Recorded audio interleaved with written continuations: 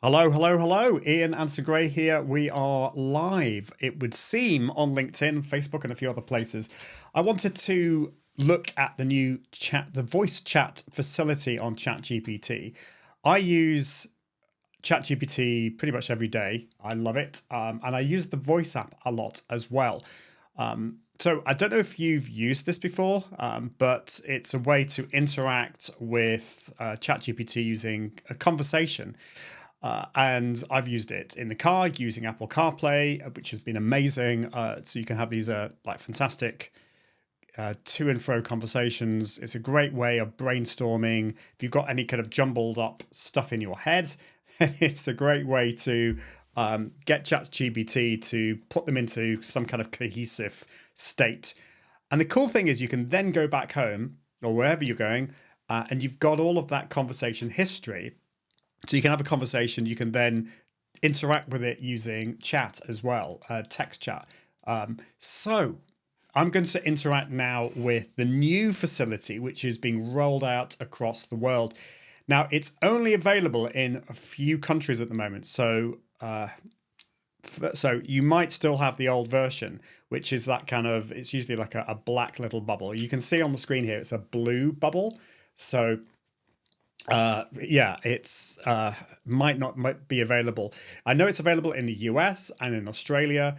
It's not available in the UK. And you might be thinking, well, how on earth have I got access to it? Well, I've had to jump through a few hoops to get it. I'm using a VPN to make it look like I'm in Australia. So I'm not going to put on an Australian accent, but we'll see how we get on with it. So I want to talk about the pros and cons about this, why and when we'd use this. And if you're watching live, let me know in the comments if you have any questions. I've not gone live for ages, so I'm hoping this is all going to work okay. Let me just double check on the LinkedIn and see if this is going through, and then we'll get on with it. Okay, it looks like it is working. So let me know if you're watching live, or if you're watching the replay, you can always comment, and I will get back to you on this. So the new chat feature, the great thing about this is that the delay between you finishing speaking and it speaking is really quick. So usually you'd have to like wait, particularly if your connection wasn't great. You'd have to wait a few seconds, sometimes 5, even 8 seconds. And that was really annoying when you had a connection issue. It would kind of break you off and think you'd finished, and you'd carry on. So that is so much better with this. That's really cool. It's also, it puts loads of emotions into it, which is kind of weird. I'm not sure how I feel about that, but we'll have a little play with that as well. But there are some cons with it, which I'll come on to in a minute. Well, the main con, I think, is, well, apart from the fact that this has not been rolled out to everybody yet, but the main thing I see is that you can't switch between voice and text. So you can see the conversation history, which I'll show you in a minute. So I can interact with it and then I can see that. But as soon as I start typing, I will then be thrown back to the old voice feature, which is really annoying. What I tried to do this morning was paste in the transcription a couple of podcast interviews I've done in the last few days. And then I wanted to interact with the new voice app to ask it questions about that. But it threw me back to the old voice feature. So you can't to and fro, unfortunately, at the moment. Anyway, I'm going to interact with it. Unfortunately, I can't get the audio of my phone into my computer. So I'm having to mic it up using my mic. So if it's a little bit quiet, apologies. Pump your speakers up or your volume. Let's see if this is going to work. Okay, so hello, ChatGPT. You are now live on LinkedIn and Facebook. What would you like to say to the world? Hello, everyone. It's fantastic to be here with Ian, exploring the world of AI and voice technology. ChatGPT's voice feature opens up new ways to interact. Okay, that's kind of annoying. It's just decided to just connect to my Mac. Okay, let's try that again. Ugh, we're doing so well then. And then this is Apple in their infinite wisdom. Okay, let's try and connect. It was really fun, that wasn't it? Live video. Okay. So, as you can see, it was really quite the actual That's failed now, which is really annoying. Okay, let's try that again. The actual emotion and the way it would work there was really, really cool. So I loved that. Let's see if it's going to work. Okay, so we're still connected on the VPN. Let's see if that's going to work.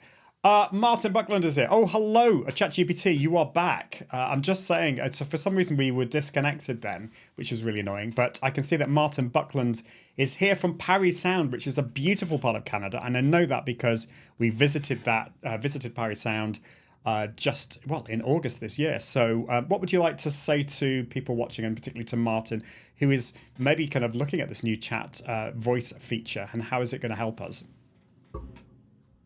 Hello, Martin. Great to have you tuning in. Indeed, beautiful Parry Sound. This new voice feature on ChatGPT is all about making our interactions more natural and engaging. Okay, just hold on a minute. Just say hello. For some reason, we've now got this kind of what's going on here? We've got like a double voice. Just say hello. Hello. Can you hear me? I'm here and ready to chat. Let's sort out any tech quirks and keep the conversation going. Okay, that was kind of weird. Okay, we had like a voice. So anyway, repeat what you said. You said, I think you were talking to Martin. Absolutely. Sure thing. Hello again, Martin. It's Parry Sound is indeed beautiful. With ChatGPT's voice feature, we're making AI interactions more natural and engaging. Okay, that was kind of weird. That was very weird. We had this like double thing going on. Okay, so this is what happens when you have live stuff going on. Right, let's try that again. Because it's kind of, we got this double voice going on. Right. So what seems to be, when I click on the voice app, it has this little black circle. And what I've found is that, it just takes a delay. Hello, you're back. Now, can you just say hello again? Say hello to Martin. I just want to check whether we got rid of that double voice thing going on. Hello, Martin. Testing 1, 2, 3. How's the audio now? That's much better. It was really weird. I don't know why that happened. We had this kind of like double voice thing going on. But anyway, it seems to be working now. So what were you saying before all of this tech problem happened? I'm glad it's working now. Before the tech gremlins joined us, I was just helping you troubleshoot the audio issue. Is there anything else I can assist you with today? Okay, well, we were talking about, I think we were talking about Canada and stuff like that, but don't worry about that. Let's focus on some of the pros and the cons of this new ChatGPT voice feature. So one of the things that I've realized, the con, let's start with the cons. One thing I've realized is that we can't swap between interacting with you on voice and text. So if I was to stop this and then start typing, I would then be thrown back to the old voice feature, which is a little bit annoying. And I assume that that's going to be changing in the future. What's your view on that? You've hit on a key limitation of the current setup. The switch between voice and text not being seamless can be a bit of a hassle. I reckon this could improve over time as they refine the feature, allowing for more fluid transitions. Yeah, I think that would be great. That would be great. And one positive thing, I mean, I don't like to do this because I'm not a rude person, but I can interrupt you. You know, you hadn't finished speaking then, but I'd kind of heard enough, and I was wanting to kind of move on to another conversation. So that's really cool. That's definitely a pro. There are some cons as well. You have limited voices, but I do like the voices. I would like to have a male British voice, but you are a female British voice that I'm interacting with. One of the cool things that I've seen with ChatGPT voice, this new voice feature, is the range of emotions that you can put into it. And already you've displayed that. You've put some emotions in there. How would you describe your tone of voice at the moment? I'm glad you like the options and the ability to interrupt. My tone at the moment is friendly and conversational with a touch of enthusiasm. It's designed to be engaging and warm, making our chat feel more natural. It's great that you can pick up on those emotional nuances. Definitely. And it's kind of interesting that it seems that the default state for all the voices is enthusiastic. And that's going to be interesting in different parts of the world, because certainly in the UK, like we're enthusiastic, but we tone down the enthusiasm sometimes. So imagine that you are a person from the UK, just a typical person. You are, you're not too enthusiastic, but you're not enthusiastic either. How would you change your tone of voice to interact with a British audience? Absolutely. I can dial it down a notch for a more typical British tone. So here we are, friendly, still engaging, but with a bit more of that understated British charm. I love it. How Love does it. that sound? That sounds great. That sounds like great. So I want to kind of like demonstrate the differences between the emotions here. Let's ramp it up right to the extreme. Come up with maybe kind of recite I don't know, it could be like a nursery rhyme. Tell us a nursery rhyme, but I want you to give it so much drama. I want it to be so excitable. I want it to be completely over the top, dramatic. So just no subtlety allowed here at all. All right, let's go all out. Jack and Jill went up the hill to fetch a pail of water. Jack fell down and broke his crown, and Jill came tumbling after. How's that for dramatic flair? That's pretty dramatic. So let's think of another one, maybe a sad poem. And can you make it sound sad? Is that a possible emotion for you? Absolutely. Let's give it a go. Little Bo Peep has lost her sheep and doesn't know where to find them. Leave them alone and they'll come home. Okay, that was kind of okay. I mean, it was a little bit sad, but I want it to be dramatic sad, like really, really over the top. Can you do that? Just the first couple of lines? Of course. Let's dial up the drama. Little Bo Peep has lost her sheep and doesn't know where to find them. That is How's that, fantastic. That was really, really good. Okay, I've heard that you can do a robotic voice. So let's come up with a little poem, maybe only a couple of lines long, about a robot, a little baby robot, but do it in a robotic voice. Initiating robotic poem. Baby bot, circuits bright, learning fast, day and night. Really good. Okay, that's pretty good. Can you do it like a really evil robot now? So like someone who's quite scary, a really scary robot that's going to attack us. Activating evil robot mode. Baby bot, circuits bright, plotting doom. Okay, that's really good. That's really good. Okay, let's get rid of the robotic voice. Go back to the normal voice. So I'm trying to think of different ways that I can interact with you. One thing that I've realized is that with the old voice side of things, I felt kind of quite stressed to be able to respond to you because there was this gap, and then you'd be waiting. But with this new voice app, I believe that I can interact with you, and then you reply to me. And I don't need to respond straight away. I could wait a few minutes. I could get on with my work. And maybe 10 minutes later, I can come back to you and ask you a question. Is that correct? How does that work? Yes, that's spot on. With this new voice feature, there's no rush to respond immediately. You can take your time, carry on with your tasks, and come back to continue our conversation whenever you're ready. I'm here to help whenever you need, without any pressure. And I think that is a fantastic feature of ChatGPT, this new voice app, because I can be getting on with some work. I could be doing, for example, some kind of quite difficult coding or some kind of, I don't know, complicated task, and I can be getting on with that. And then I might kind of have a hiccup there, and I need to ask ChatGPT. And because of the chat history that we've had, the conversation, you're going to understand what I've been working on. And be able to respond to that, even if it's 5 minutes later. And presumably, if it's something completely different, maybe I've switched tasks and I'm talking about something else, you can help me with that as well, can't you? Exactly. You've got it. Whether you're deep into some complex coding or suddenly switch to a totally different topic, I can follow along and pick up wherever you need. Yeah. The continuity of our conversation. It's really good. That continuity. And I can see Martin is really enjoying this. He's saying chuckles and this is too funny.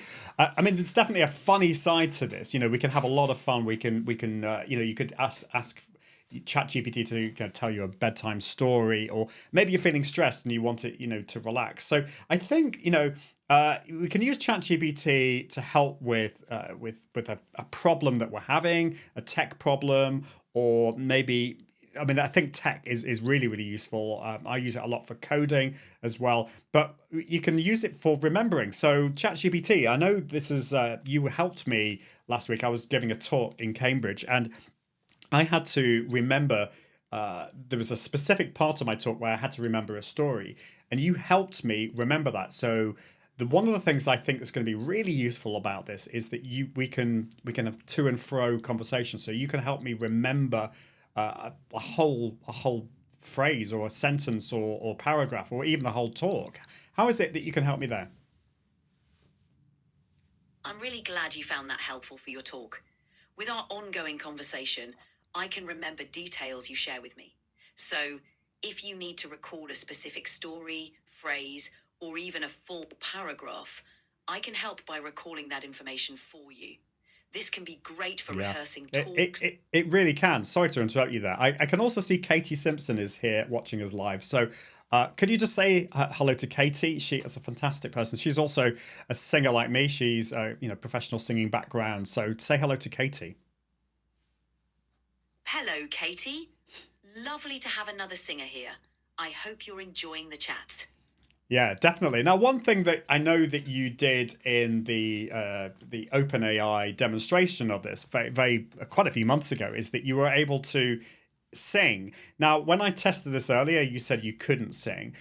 Is there a kind of a singing style that you can do? Or is that singing thing going to come later? What can you do that's almost like singing, even if it isn't actually singing?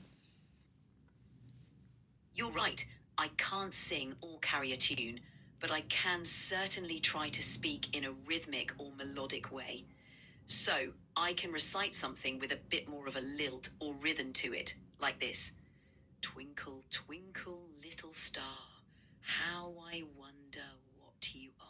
That's pretty good. It's That's not. pretty good. So, I mean, hopefully the singing will come. Although I have to say, in terms of the quality of the singing last time when I heard that wasn't that great. And Martin's saying, yeah, phew, thank goodness, because we don't really want AI replacing actual human singers. That would not be good. I would not like that.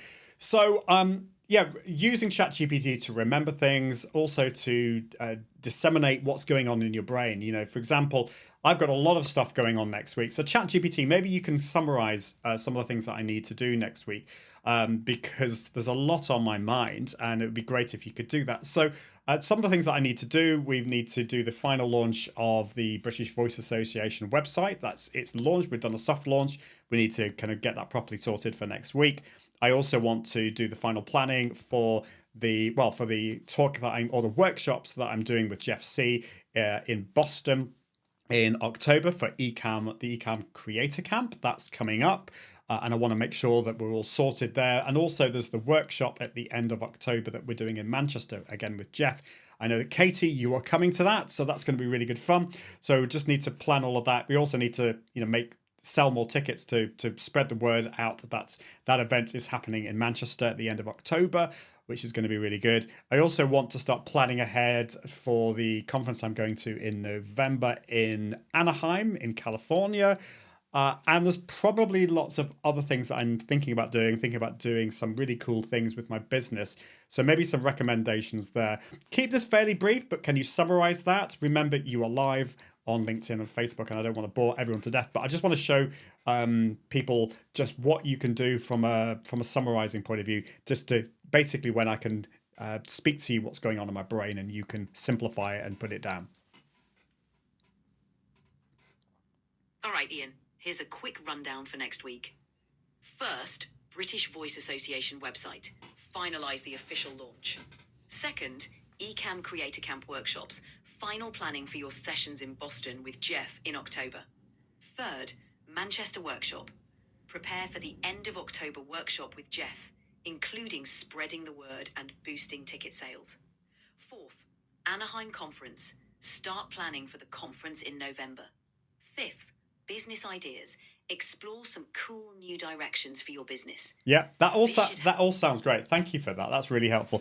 So the other thing that I think is really good, I'm assuming that you have access to all the custom instructions that I've put into ChatGPT.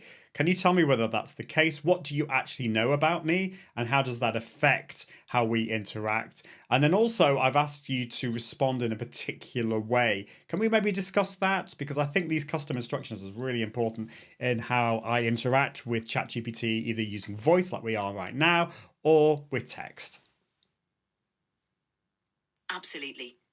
I have access to the custom instructions you've provided, which help me understand your preferences and how you'd like to interact. For example, I know you're Ian Anderson Gray, you're based in Cheadle Hulme, UK, and your work focuses on helping creatives, business owners, and entrepreneurs find their voice through various media like podcasting and video. You're also interested in AI and have a podcast about live streaming and video marketing. You've asked me to be fairly casual, friendly, supportive, and informative without being salesy. You prefer British English, and you'd like me to keep things neutral, especially on topics like politics.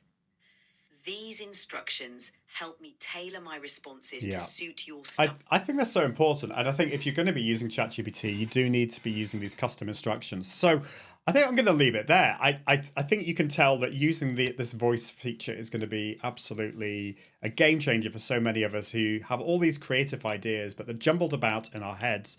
And ChatGPT isn't not the only tool out there. There are other tools out there that I use. I've used Claude, is a particularly good one, particularly for lots of information. But then there's also Perplexity. Now, Perplexity isn't as good as ChatGPT when it comes to what we're doing at the moment with information and disseminating information and that kind of thing. But it's particularly good with real-time information on the web and from academic sources and videos. So if you're wanting to kind of get accurate information, I think that Perplexity AI is really good. With ChatGPT, I have tried to kind of, with the instructions, ask that it always tells me if it doesn't know. And I think that's important. So ChatGPT, I know we've had this problem with some AIs, some LLMs making up information, hallucinating, as it were. So like, how can I've got that in the custom instructions.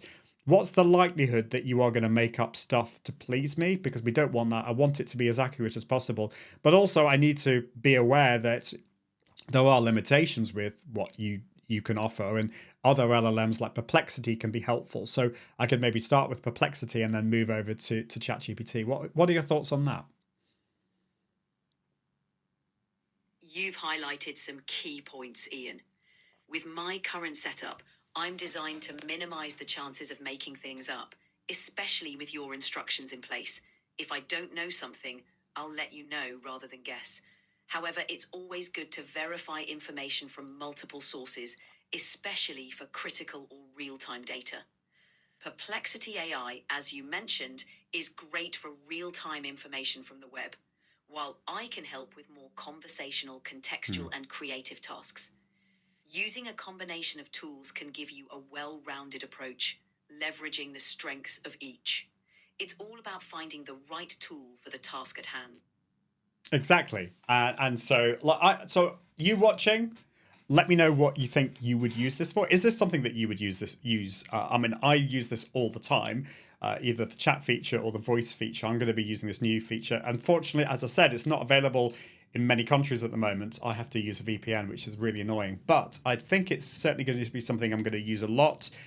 It's very good to just get stuff out of your head. You could use it as almost like a coach in a way.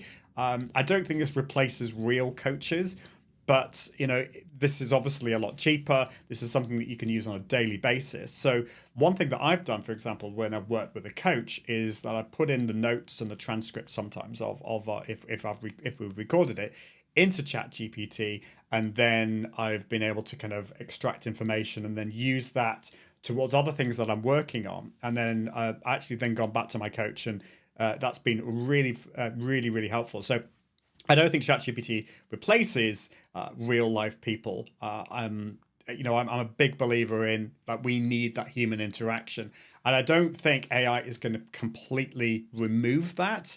I really don't. But I think this can help with so many things. So it can help with coaching. It can help with ideas. So many different things. Thank you so much, Katie, Martin, for watching live, and for all of you, the rest of you watching. I can see there's quite a few other people watching live and also in the replay. I'm going to leave it there because I need to dash off. I'm going to meet my sister for lunch. But So ChatGPT, obviously, I know you've heard all of the stuff that I've been saying there, but just ignore all of that. Any final thoughts for viewers watching this? What would you say to encourage people to use this? What would you be your final words for us? It's been great chatting with you all. My final thought would be to see ChatGPT as a versatile tool in your toolkit. Whether you're brainstorming ideas, organizing your thoughts, or needing a quick assist, I'm here to help. Don't think of me as a replacement for human interaction, but as a companion to help you navigate your projects and ideas. Give it a try, experiment with different features, and see how it can make your creative process smoother. Thanks for having me, and enjoy your lunch, Ian. Well, there you go. Yeah, and I totally agree with you, Martin. So this is not a replacement. I think this is like in addition for that. So it's helped me in my when I've had coaching and I've gone through stuff, or even with podcast interviews, I've then been able to kind of get that more into my brain and structure that in a helpful way. So that's kind of what I think. Absolutely no replacement for a coach. But that is it. I'm gonna toodle off now, and I hope you found that interesting. Well, there we go. All right. I encourage you definitely to check this out. Don't be afraid of AI, because this kind of use is I think it's gonna enhance the way we work. And I believe that if we can use AI in a positive way, we can use it to help us to become more human, more creative, more authentic. That's my way of using AI. Yes, you can use it in very negative ways, but you can use it to become more human. And with that, I'm going to go. Toodaloo.